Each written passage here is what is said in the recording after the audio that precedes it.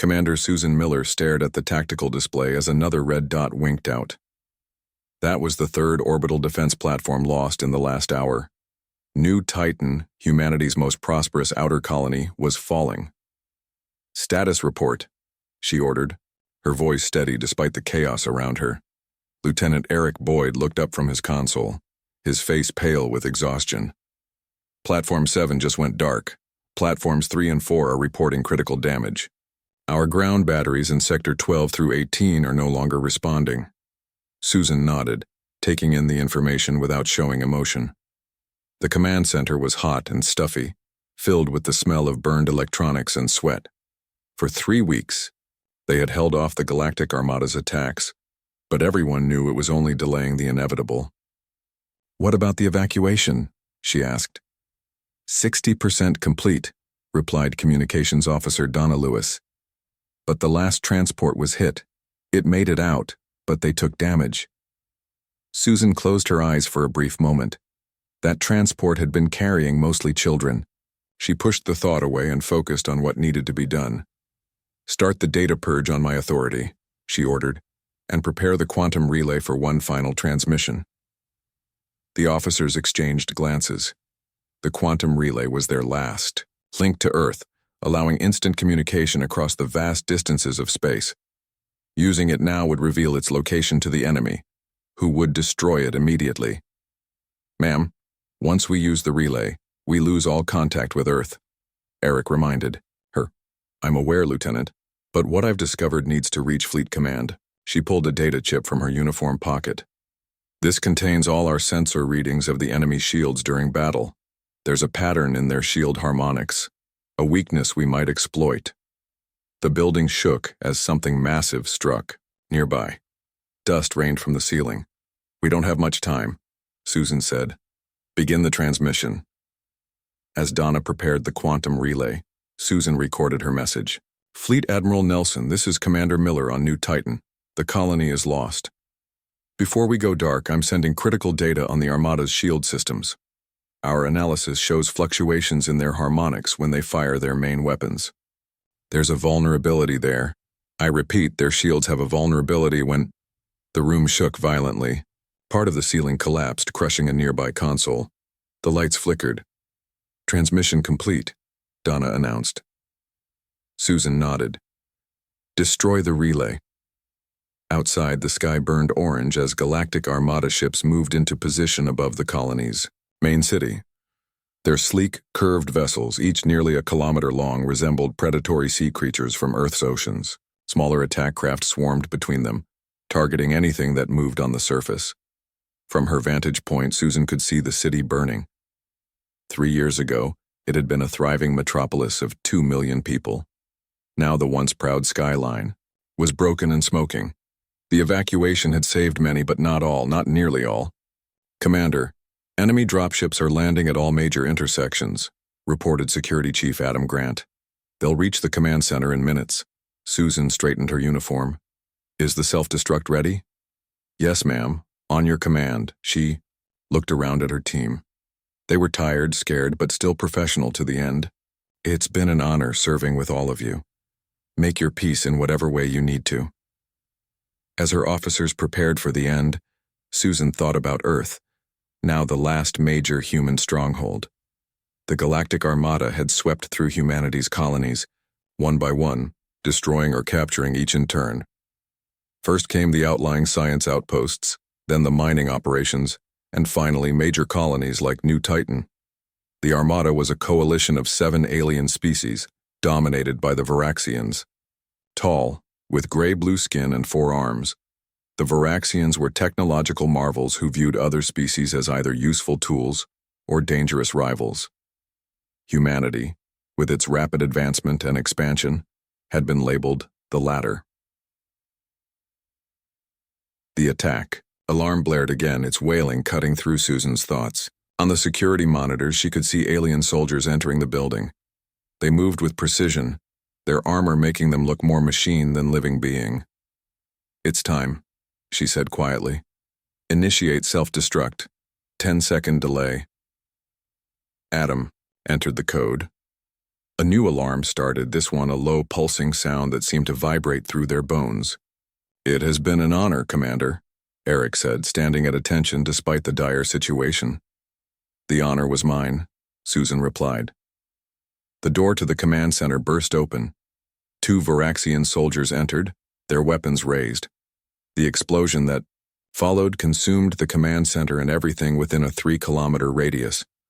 Far away, across the vast emptiness of space, Susan's final transmission reached Earth. Fleet Admiral Jack Nelson replayed the message for the 3rd time. The quality was poor. The quantum relay had been damaged during transmission, but Commander Miller's discovery about the enemy shields could be the key they needed. "How reliable is this information?"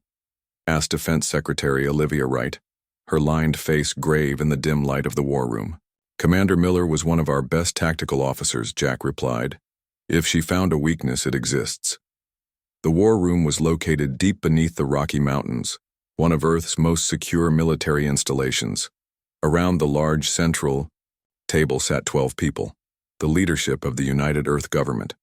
Above them, a holographic display showed the current positions of the Galactic Armada. Red markers had replaced nearly all the blue ones that once represented human colonies. "New Titan has fallen," Jack announced. "That was our last major colony. The Armada will consolidate there for a few weeks, then make their push toward Earth." The room was silent. Everyone understood what that meant. Despite Earth's formidable defenses, the conventional military forces couldn't stand against the full might of the Armada.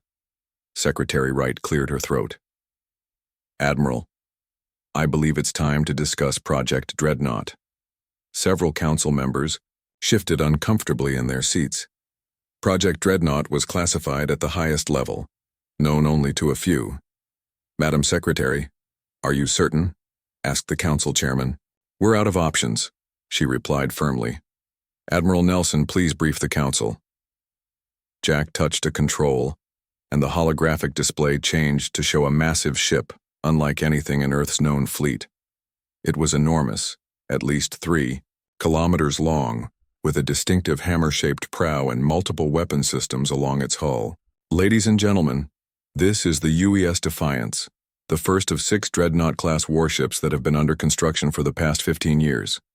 They represent the pinnacle of human military technology, with systems far beyond anything we've publicly deployed."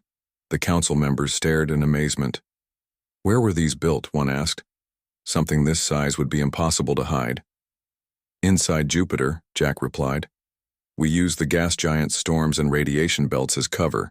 Not even our own people know they exist, except those directly involved." "Are they ready?" Secretary Wright asked.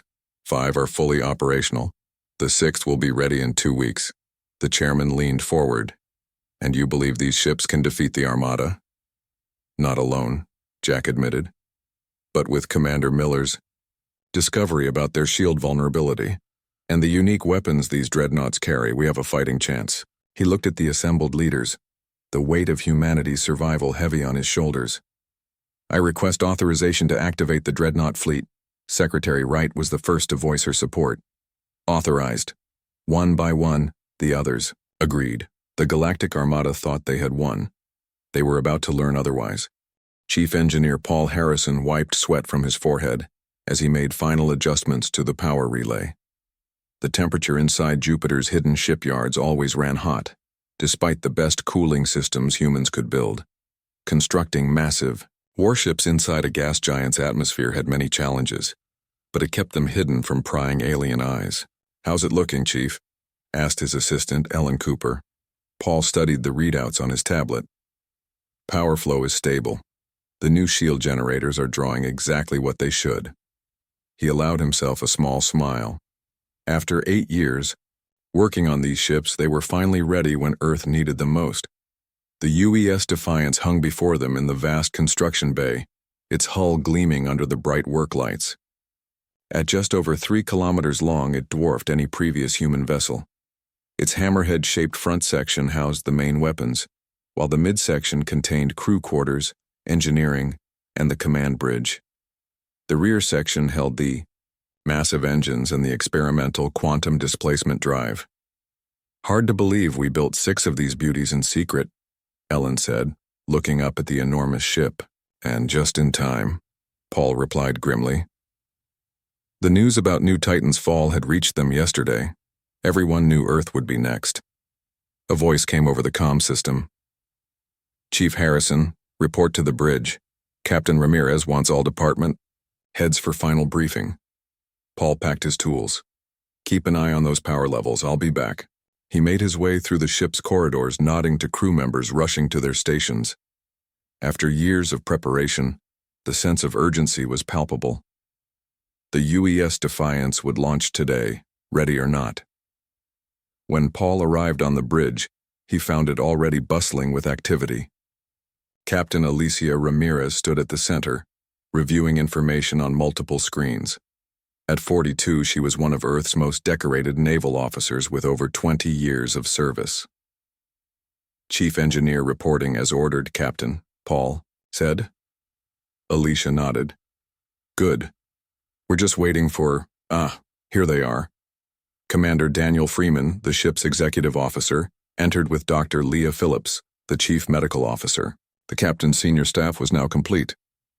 Ladies and gentlemen, Alicia began, Admiral Nelson will be here in 1 hour for the formal commissioning ceremony. Before that happens, I want your final status reports. One by one, each department had reported their readiness. When it was Paul's turn, he kept it simple. Engineering is green across the board, Captain. The quantum drive is calibrated and ready. I still recommend we limit initial jumps to 5 light years until we gather more performance data. Noted, Chief, Alicia replied. Dr. Phillips, medical? Sick bay is fully staffed and equipped, Captain. We finished loading the specialized trauma units you requested.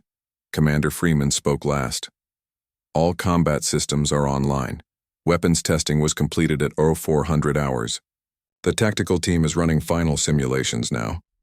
Captain Ramirez studied her crew.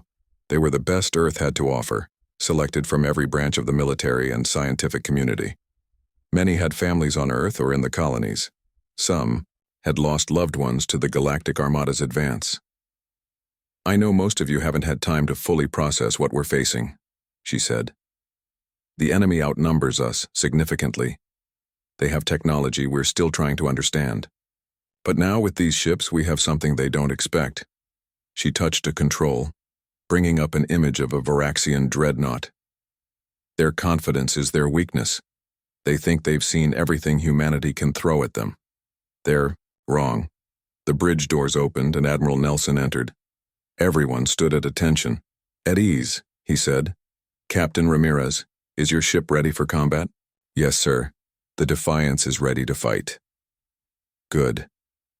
The Admiral looked tired with dark circles under his eyes, but his voice was strong. The enemy is still consolidating at New Titan. We have a narrow window to strike first. He activated the main tactical display, showing 6 points of light representing Earth's dreadnoughts. Your ships will deploy in 3 battle groups. The Defiance and Vengeance will target their main fleet at New Titan. The Justice and Retribution will hit their supply lines at Tau Ceti. The Liberty and Redemption will secure our remaining outposts at Proxima Centauri. Captain Ramirez studied the plan. Sir, splitting our forces seems risky. It is, the Admiral agreed. But we need to disrupt their operations on multiple fronts. Commander Miller's data about their shield vulnerabilities gives us an edge, but only if we strike hard and fast. As they discussed final details, Lieutenant Gregory Carter arrived on the bridge, saluting crisply. As the ship's tactical officer, he had spent months analyzing enemy combat patterns. Lieutenant, we were just discussing attack strategies, Alicia said. Captain, Admiral, Greg acknowledged. I've completed my analysis of Commander Miller's data. There's definitely a pattern in the shield harmonics when they fire their main weapons. If we time our attacks precisely, we can exploit a 1.4-second window when their defenses are weakest. Admiral Nelson nodded. That's the kind of edge we need. Work with weapons control to implement targeting solutions. Yes, sir. An alert chimed, and Commander Freeman checked his console. Sir, the other 5 dreadnoughts report ready for launch. The Admiral straightened his uniform. Then it's time. Captain Ramirez, the formal commissioning ceremony will have to wait. Your first orders are to take this ship out of dock and prepare for combat deployment. Understood, Admiral. After Nelson left, Alicia turned to her crew. You heard the Admiral. Commander Freeman, begin launch sequence. Chief Harrison, bring the main drives online. Lieutenant Carter, coordinate with the other dreadnoughts for synchronized departure. The bridge erupted into controlled activity as everyone moved to their stations. Paul rushed back to engineering, barking orders to his team. The massive fusion reactors hummed to life, their energy flowing through the ship. Helm, thrusters at station keeping, ordered Commander Freeman. Prepare for atmospheric ascent.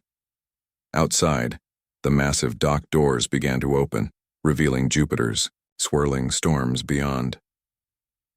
The UES Defiance moved slowly at first, its enormous bulk requiring careful handling.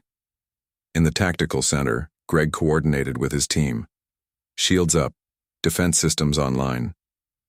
Captain Ramirez settled into her command chair, feeling the weight of responsibility. 6 dreadnoughts against the might of the Galactic Armada seemed like impossible odds.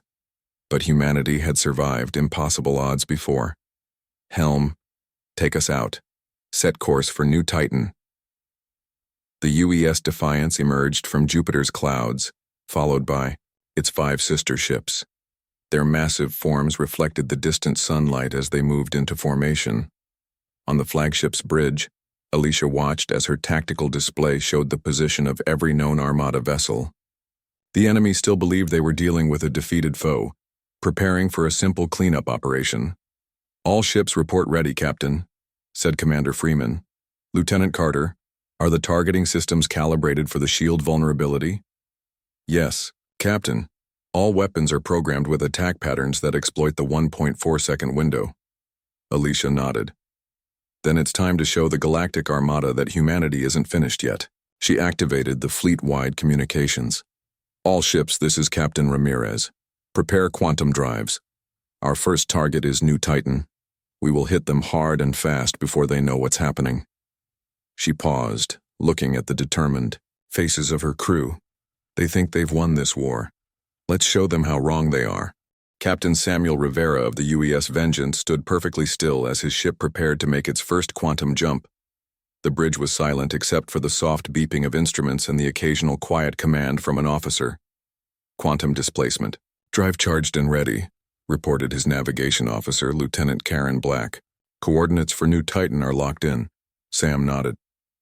Very good. Status of the Defiance? Captain Ramirez signals they are ready, sir. Sam had studied Varaxian battle tactics for years. Now he would finally put that knowledge to use. The plan was simple but dangerous. The Defiance and Vengeance would appear directly above New Titan, catching the occupying Armada forces by surprise. All hands, prepare for quantum jump, he announced over the ship-wide comm. This is not a drill. We, Kabyo, are engaging the enemy. He glanced at the tactical display one last time. The Galactic Armada had positioned over 40 ships around New Titan, celebrating their victory. They had no idea what was coming. Execute jump, he ordered. For a brief moment, the stars outside the viewport streaked and blurred. Then reality seemed to twist and suddenly they were somewhere else. Below them lay New Titan, its once beautiful landscape now scarred by war. And all around them, the unsuspecting ships of the Galactic Armada. We have perfect insertion, Karen reported. The Defiance has arrived as well, 3 kilometers to starboard. Enemy ships are powering up weapons, called out Weapons Officer Lieutenant Frank Peters. They're surprised but responding quickly. Sam didn't hesitate. Target the command ships first. Fire main weapons while their shields are still powering up. The UES Vengeance's primary weapon, a massive graviton disruptor, hummed to life.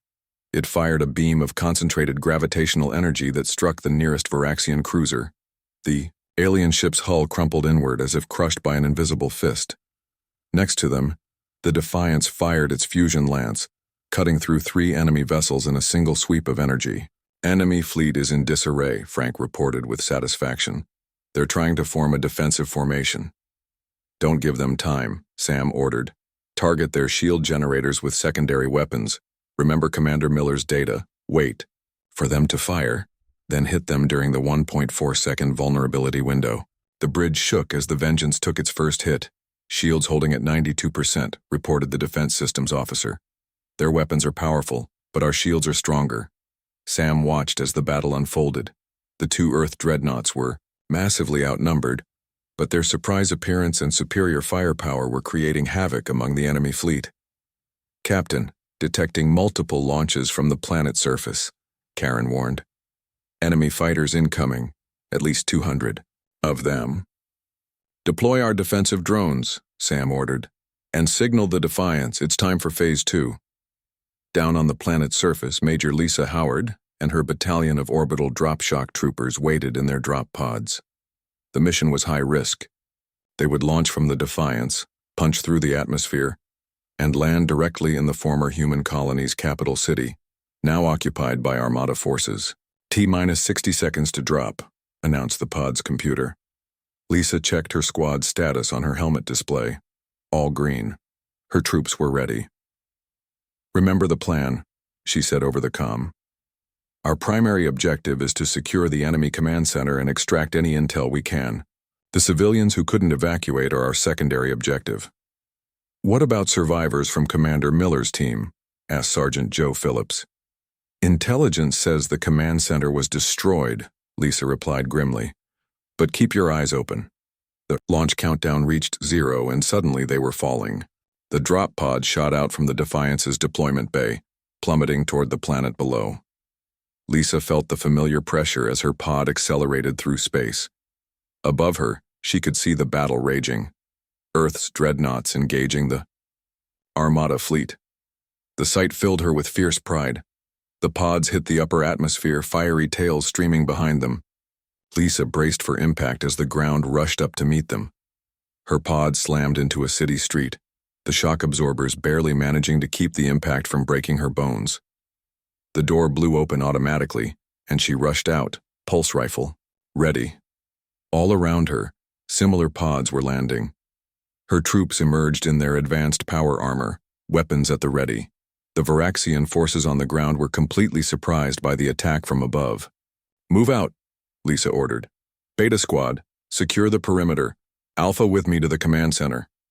They fought their way through the streets, their advanced weapons cutting through the enemy's personal shields. The Varaxians were tall and powerful, with forearms that could wield multiple weapons, but the humans had the element of surprise and superior training. Meanwhile, in orbit, the space battle intensified. Admiral Zach Thorne of the Varaxian High Command had arrived in a massive carrier ship, bringing reinforcements. "New enemy vessel detected," Frank reported to Captain Rivera. "It's 3 times the size of their standard cruisers." Sam studied the readings. "That's their command carrier. Focus fire on their escort ships first." The UES Vengeance moved into position, its massive engines pushing the dreadnought through a hail of enemy fire. Their shields flickered but held as they closed, with the enemy command ship. "Target locked," Frank announced. "Firing solution ready." "Wait for it," Sam ordered, watching the enemy's weapon systems carefully. "They're charging their main cannons. Get ready." The Varaxian command ship fired, its energy weapons lashing out at the Vengeance. Now, their shields are vulnerable. Fire. Everything. The graviton disruptor fired again, joined by a barrage of conventional weapons. The combined assault crashed into the Varaxian ship just as its shields fluctuated. The effect was devastating. Secondary explosions rippled across its hull as systems failed. "Direct hit on their command deck," Frank reported. Sam allowed himself a small smile. "Signal the ground forces. Tell them we've neutralized the enemy flagship." On the surface, Major Howard's team had reached the Armada Command Center.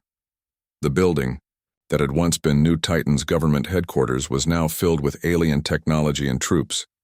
"Breach in 3, Lisa ordered, placing explosive charges on the main door. 2, 1, the door blew inward. Her troops rushed through the opening, firing with precision. The Varaxian officers inside weren't expecting a direct assault on their headquarters and were quickly overwhelmed. "Command center secure," reported Sergeant Phillips.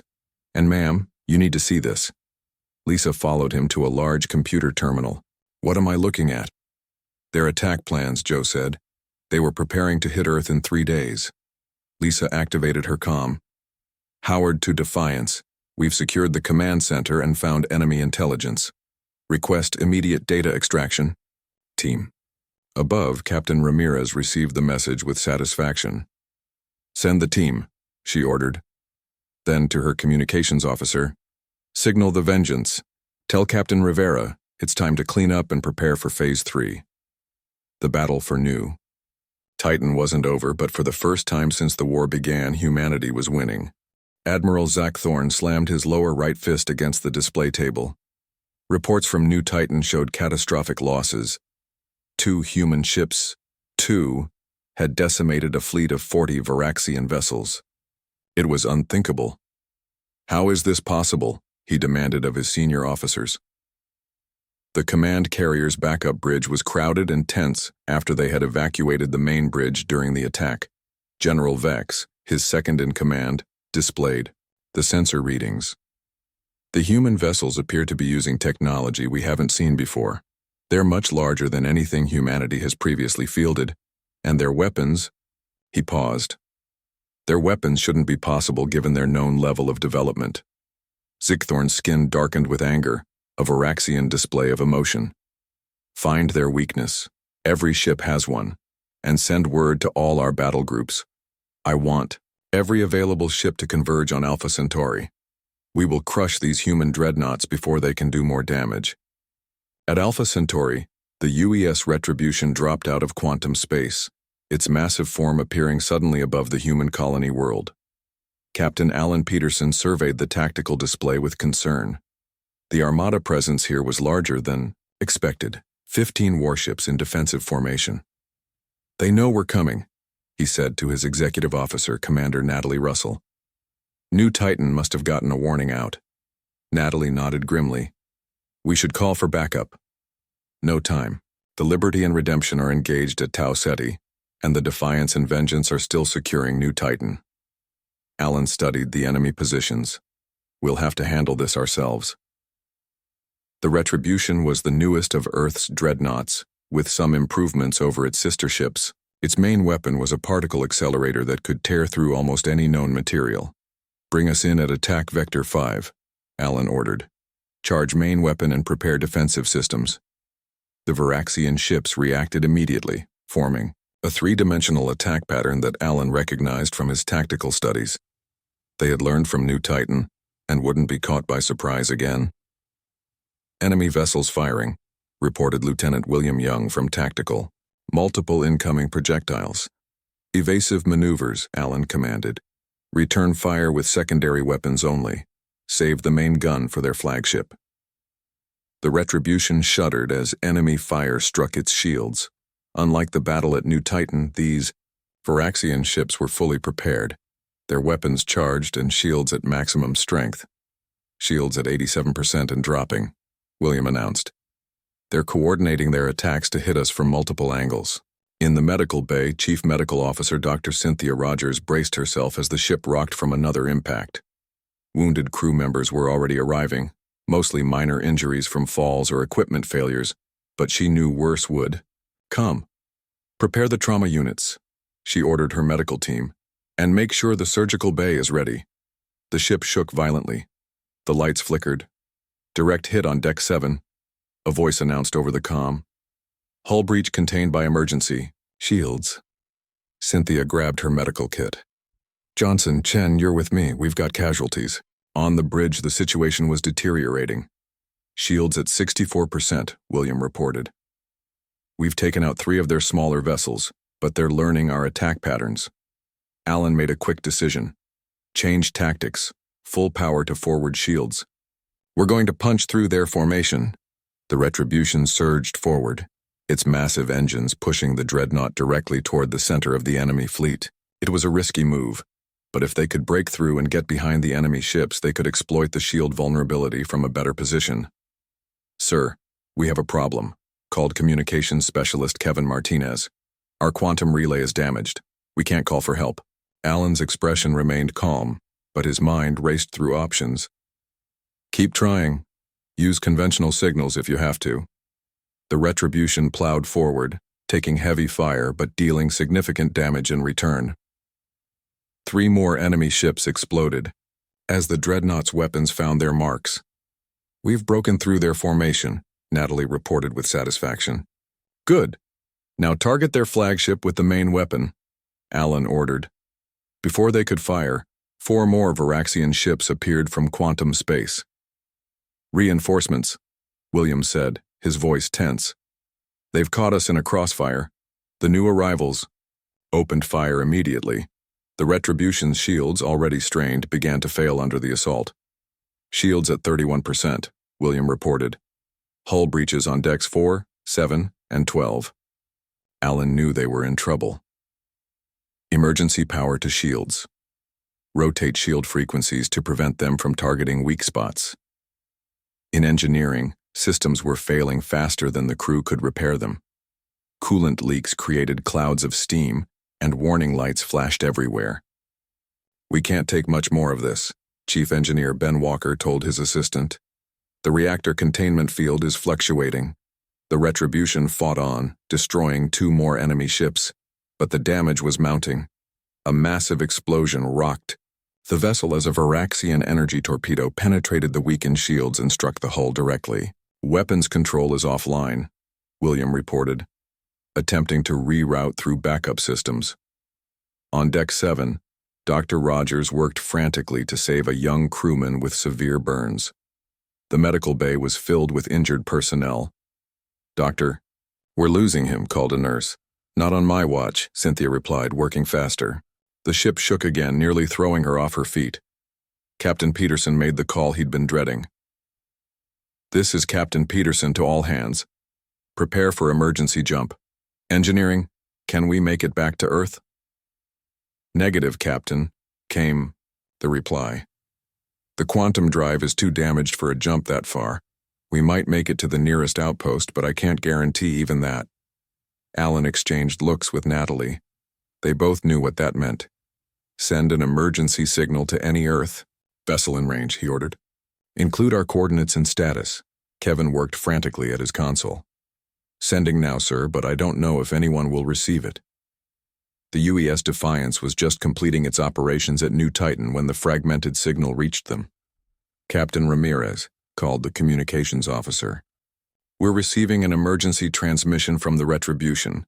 They're under heavy attack at Alpha Centauri." Alicia Ramirez made an instant decision. "Prepare for immediate quantum jump. Inform the Vengeance they're in charge of cleanup operations. Here. The Retribution signal indicates severe damage," the officer added. "They may not hold out long enough for us to reach them." "Then we'd better hurry," Alicia replied. "All hands, prepare for combat jump." The Defiance's quantum drive charged in record time. Within minutes they were ready. "Jump now," Alicia ordered. The massive dreadnought disappeared from New Titan's orbit. When it reappeared moments later at Alpha Centauri, the scene before them was grim. The Retribution was surrounded by Varaxian ships, its hull breached in multiple places, shields failing. "Get between them and the enemy fleet," Alicia commanded. "All weapons free, protect the Retribution at all costs." The Defiance moved into position, its fresh shields and weapons turning the tide of the battle. The Varaxian ships, surprised by the new arrival, began to fall back. "Open a channel to the Retribution," Alicia ordered. Captain Peterson's face appeared on the screen, smoke visible behind him. "Captain Ramirez, your timing is impeccable. Hang on, Alan, we'll get you out of here." As the Defiance drove off the remaining enemy vessels, Admiral Zuckathorn received the news with cold fury. The humans were proving to be far more formidable than expected. It was time for more drastic measures. "Prepare the Nova Protocol," he ordered. "If we cannot defeat these dreadnoughts conventionally, we will burn their worlds until they have nowhere left to hide." Fleet Admiral Jack Nelson stood in Earth's orbital command station, watching as the 6 Earth dreadnoughts gathered in formation for the first time. The massive ships, some bearing battle scars, made an impressive sight against the backdrop of Earth's blue sphere. "All vessels reporting ready, Admiral," said his aide, Lieutenant Carol Wilson. Jack nodded. Intelligence reports confirmed that the Galactic Armada had assembled its remaining forces for one massive push toward Earth. The Nova Protocol, a weapon capable of stripping away a planet's atmosphere, had been confirmed by spies within the UAO Armada's ranks. If even one of those weapons reached Earth, billions would die. "Open a channel to all ships," Jack ordered. When the connection was established, he spoke clearly and calmly. "This is Fleet Admiral Nelson to all Dreadnought commanders. The enemy will reach our solar system within 12 hours. Earth's conventional defenses cannot stop them. You are our best hope. Our only hope." He paused, looking at the tactical display showing the approaching Armada fleet. "The intelligence we've gained from New Titan and Alpha Centauri confirms they're bringing at least 3 Nova weapons. Your primary mission is to ensure none of them reach Earth. Whatever the cost, those weapons must be destroyed." Aboard the UES Defiance, Captain Alicia Ramirez turned to her tactical officer after the Admiral's briefing ended. "Lieutenant Carter, what's our best approach based on the shield vulnerability data?" Greg Carter had spent every waking hour analyzing the battle so far. "The Varaxians have adapted their shields after our first engagements, Captain. They're cycling frequencies faster now, but there's still a momentary weakness when they fire main weapons. Can we exploit it?" "Yes, but we'll need perfect timing. I recommend a synchronized attack from all 6 ships. If we calibrate our weapons to fire in a precise sequence, we can create a cascading failure in their shields." Alicia considered this. "Work with the other ship's tactical officers. I want this plan ready in 6 hours." On the bridge of the UES Vengeance, Captain Samuel Rivera was reviewing the final repairs with Chief Engineer Harrison, who had transferred temporarily to help with critical systems. "The graviton disruptor is at 94% efficiency," Paul reported. "We can't get it higher without a proper space dock." "It'll have to do," Sam replied. "What about the quantum drive?" "Fully operational. We've reinforced the containment field after seeing what happened to the Retribution." Sam nodded. The UES Retribution had limped back to Earth with severe damage. Its captain and crew had transferred to the other ships, strengthening their ranks with experienced personnel who now had first-hand knowledge of Varaxian tactics. As Earth prepared for battle, Admiral Zach Thorne's massive fleet approached the solar system. The Varaxian commander stood before a holographic display of Earth, studying it with his 4 eyes. "Such a fragile world," he commented to General Vex. "Yet these humans have proven remarkably resilient." "The Nova weapons are prepared, Admiral," Vex reported. "One will be enough to render their planet uninhabitable." CK Thorne nodded. "Position the weapons on separate ships. The humans will prioritize their destruction, which will divide their forces." The Varaxian fleet numbered over 200 vessels, including 50 heavy cruisers and 3 super dreadnoughts, each carrying a Nova weapon. They were confident in their victory. After all, what could 6 ships do against such overwhelming numbers?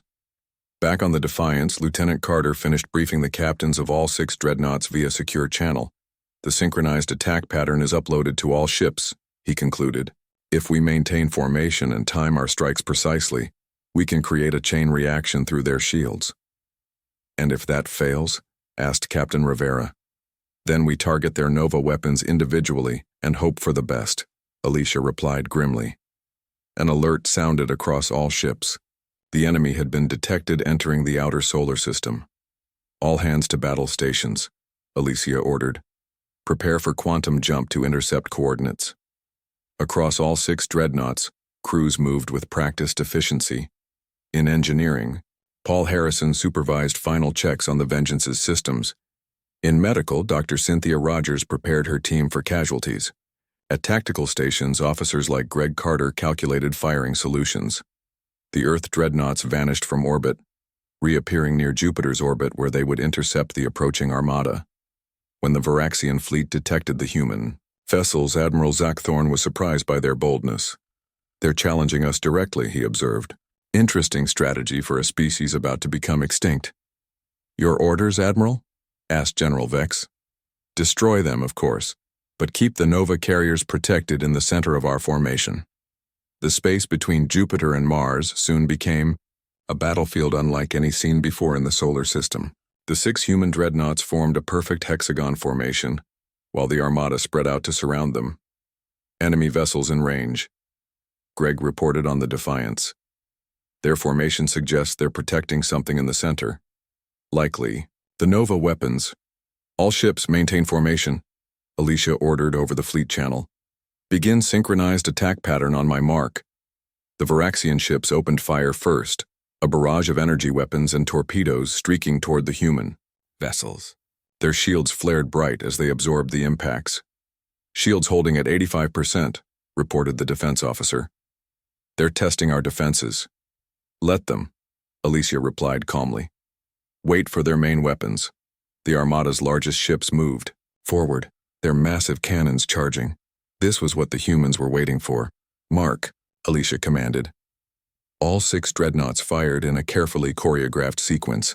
The Defiance's fusion lance struck first, followed milliseconds later by the Vengeance's graviton disruptor. Each weapon hit precisely as the enemy shields fluctuated from their own weapons discharge. The effect was devastating. A cascade of failures rippled through the Varaxian defensive systems. Ships that should have been protected by overlapping shields suddenly found themselves vulnerable. "It's working!" Greg exclaimed. "Their forward vessels have lost shields completely." "All ships advance and target those openings," Alicia ordered. The Earth dreadnoughts pushed forward, concentrating fire on the weakened enemy vessels. Dozens of Armada ships exploded or drifted powerless, but the Varaxians still outnumbered them greatly. Return fire hammered the human ships, and their shields began to weaken under the sustained assault. "We're taking heavy damage across the fleet," Greg reported. "The Redemption's port shields are failing." Alicia made a quick decision. "Break formation. Each ship target one of the suspected Nova carriers." The dreadnoughts split up, driving deeper into the enemy fleet. The Defiance pushed toward the largest Varaxian vessel, taking hit after hit but delivering devastation in return. On the Varaxian command ship, Admiral Zakthorn watched with growing concern as the humans penetrated his formation. They know where the Nova weapons are, he realized. Order the carriers to prepare for immediate deployment. But it was too late. The UES Defiance broke through the defensive screen and locked weapons on the first Nova carrier. "Fire everything we have," Alicia ordered. The combined firepower of Earth's most powerful warship struck the Varaxian vessel. Its shields held for 3 seconds before collapsing completely. The ship exploded in a blinding flash. Similar scenes played out across the battlefield as the other dreadnoughts found their targets. The second Nova carrier fell to the combined attack of the Vengeance and Liberty. Admiral Zakthorn watched in disbelief as his carefully planned attack crumbled. His flagship, carrying the third Nova weapon, was now directly in the path of 3 human dreadnoughts. "Admiral," General Vex said quietly, "perhaps it is time to consider alternatives to total victory." Zakthorn stared at the tactical display. More than half his fleet was destroyed or disabled. The humans had lost none of their dreadnoughts, though. All showed damage. After a long moment, he made a decision that would change galactic history. "Open a communication channel to the human vessels," he ordered. "I wish to speak with their commander."